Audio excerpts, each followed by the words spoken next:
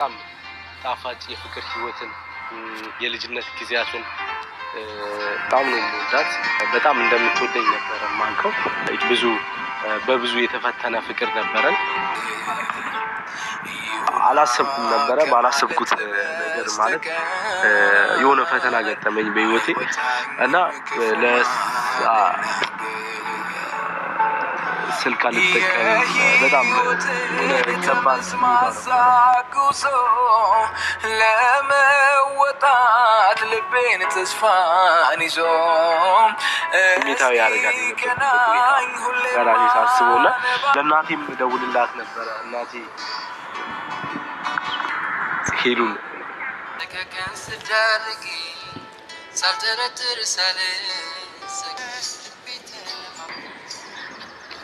ለራሴ እነግራለሁ ማለት የሆነ ቀልድ ነው።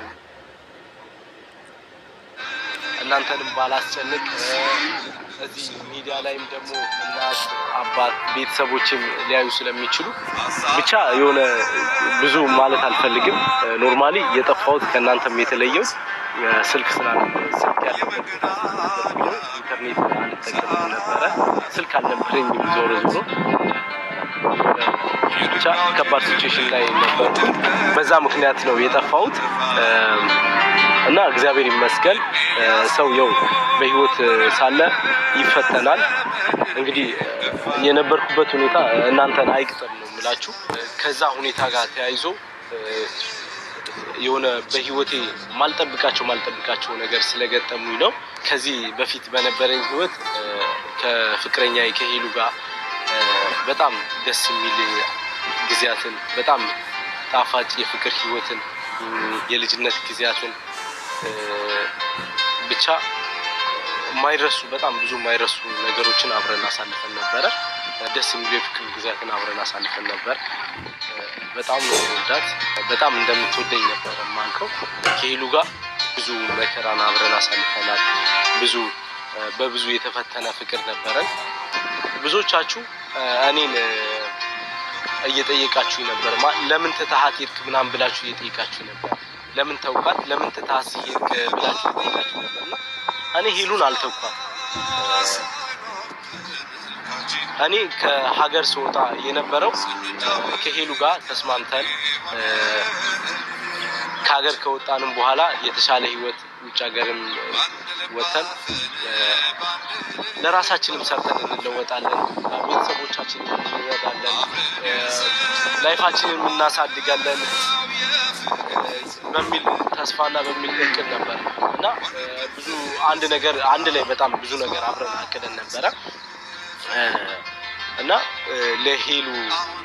ከሄሉ ጋር በነበረን ጊዜ እኔ ፕሮሰሴን ቪዛይን ጨርሼ እየጠበቅኳት ነበረ። ግን አንዳንዴ እግዚአብሔር ያልፈቀደው ነገር በቃ ትለፋላችሁ እና በዛ መሀል በጣም ቆየብኝ። የሄሉ ሲቆይብን አንተም እዛ ሆነ ጠብቀኝ ተባባልን ማለት ነው። የሄሉ እየቆየ ባለ ቁጥር የኔ ቪዛ ደግሞ ኤክስፓየርድ ለማድረግ እየቀረበ መምጣት ጀመረ ማለት ነው። እዚህ ጋር ነበረ በጣም ከባድ የሆነብኝ ማለት ነው እና ከዛ በኋላ በቃ እኔም እዚህ ሆኜ ለመጠበቅና ከዛ በኋላ ለሷም ድጋሚ ሌላ ፕሮሰስ አድርገን እናመጣለን በሚለው ከሄሉም ጋር በመስማማት ከተስማማም በኋላ ነበረ በሰላም ከሀገር የወጣሁኝ። በእርግጥ በጣም ከባድ ጊዜ ነበረ። ምክንያቱም ከአንድ ሰው ጋር ተለማምዳችሁ ጥሩ የፍቅር ጊዜ በተለይ እኛ በጣም ጥሩ ደስ የሚል የፍቅር ጊዜ ነበረን። ተለያይተን አናውቅም ማለት ይቻላል እና ለእንደኔ አይነት ሰው ለእሷም ቢሆን ተለያይቶ ፍቅር በጣም ከባድ ጊዜ ነበረ እያሳለፍን የነበረው። ባላሰብኩት ሰዓት ሌላ ነገር ገጠመኝ። እሷ ታውቃለች፣ ሁሉንም ነገር ጨርሳ ታውቃለች። ከመጣው በኋላ ለአንድ ወር ከምናምን የሚሆነውን የእሷንም ፕሮሰስ እያደረግን ነበረ እዛ እና በደንብ ነበረ የምናወራው። ከዛ በኋላ እኔ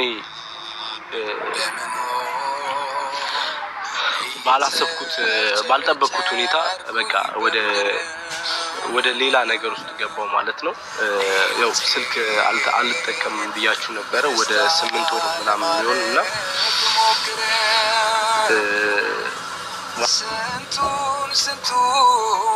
ስንቱን አየው ስንታሳየኝ እድሜ ሚስጥር ይሁና ከማለት በስተቀር እናንተንም ስለ ብቻ ይሄ ነው ብዬ ማሳዘን አልፈልግም። ስለነበረው ጊዜ አላሰብኩም ነበረ። ባላሰብኩት ነገር ማለት የሆነ ፈተና ገጠመኝ በህይወቴ እና ስልክ አልጠቀምም በጣም ከባድ ስማሳጉሶ ለመወጣት ልቤን ተስፋን ይዞ ሚታው ያረጋል ገራኒ ሳስቦና ብቻ ሰላም ነው። ሰላም ነው እግዚአብሔር ይመስገን። ጤንነቴ ሰላም ነው። በዛ መሀል ነበረ ከሄሉም ጋር ከቤተሰቦችም ጋር ከማንም ጋር ብዙ አልደዋወልም ነበረ። በጣም ከባድ ጊዜ ነበረ ለኔ። ህይወቴን በደስታ ለማለፍ ሞክረ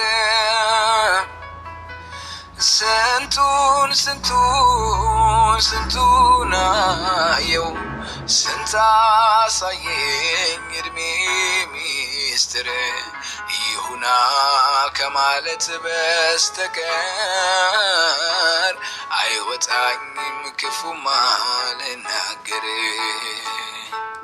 ይሁና ከማለት በስተቀር አይወጣኝም ክፉማ ልናገር የህይወትን ጠመዝማዛ ጉዞ ለመወጣት ልቤን ተስፋ አሁን አልፏል ማለት በዛ ነገር ማዘን አልፈልግም እና ብዙዎቻችሁ ደግሞ እየጠየቃችሁ ነበር። ከዛ በኋላ ነበር ከሄሉም ጋር ብዙ እየተደዋወልን ያልነበረው ምክንያቱም እኔ ስልክ አልጠቀምም እሷም ደግሞ ያው ከሀገር ለመውጣት ፕሮሰስ እያደረገች ባለችበት ሁኔታ የሆነ ከኔም ጋር በመራራቃችን የተነሳ ምናምን በጣም ተጨንቃ እንደነበረ ምናምን ነገር ነግራኝ ነበረ እና በመሀል አጋጣሚ ባገኘው ሁላ እየደወልኩ አይዞሽ አለው ከጎንሽ ትንሽ ጊዜ ታገሺ ምናምን ነገር እያልኩ እያወራኋት ነበረ። ከዛ ከነበርኩበት ሁኔታ በላይ ከባድ ነገር ያጋጠመኝ ከዚህ ሁኔታ ከወጣው በኋላ ማለት ከ8 ወር በኋላ ከወጣው በኋላ ያለው ሁኔታ ነው በጣም ለኔ ከባድ የሆነው። ሰላም ውድና የተከበራችሁ የዛው ቻናል ቤተሰብ እንዴት አላችሁ? እኔ ያለው እግዚአብሔር ይመስገን ሁሉ ሰላም ነው።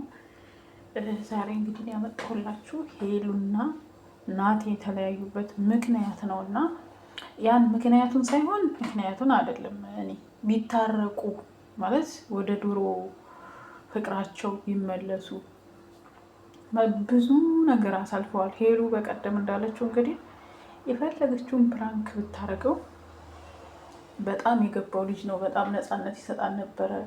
ኢቭን ፓንቴን እጠብልኝ እስከ ማለት ድረስ ነበር። እሷ ማታደርገ የለም ነበረ።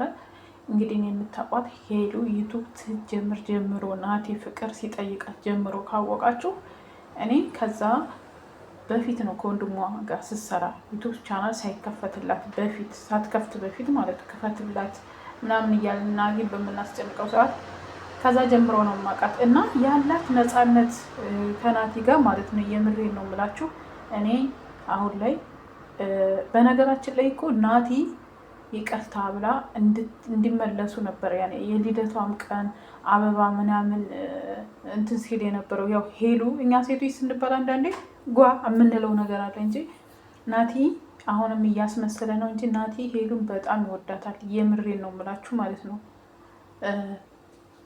እርግጠኛ ነኝ በመሀከላቸው ያለ ሰው ከሱም ከናቲም ከሄሉም ያለ ሰው አግባብቶ ቢመለሱ ወደ ድሮ ፍቅራቸው ቢመለሱ እኔ በጣም ደስተኛ ነኝ። እግዚአብሔርን ያሳለፉት የልጅነት ፍቅር እሷ ራሱ የልጅነት ፍቅር ነው ያለችው። አሁን እሱም የልጅነት ፍቅር በጣም ደስ የሚል ነበር። በብዙ ሰው እኮ ያንን እንትን ለማለት ብዙ ነገር ይጥራል እና ቢመለሱ የኔ ጸሎት ነው። ይመለሱ፣ በጸሎት እንገዛቸው።